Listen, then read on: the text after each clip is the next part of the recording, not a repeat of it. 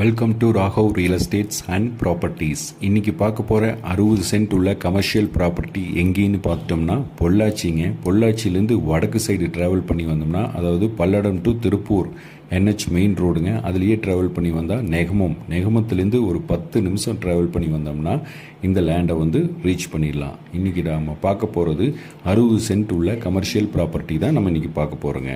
Road பேஸ்னு பார்த்துட்டோம்னா NH ரோட்லேருந்து ஒரு 100 மீட்டரில் அமைஞ்சிருக்குதுங்க இந்த லேண்டு. பஸ் ரூட் மேலேயே அமைஞ்சிருக்குதுங்க.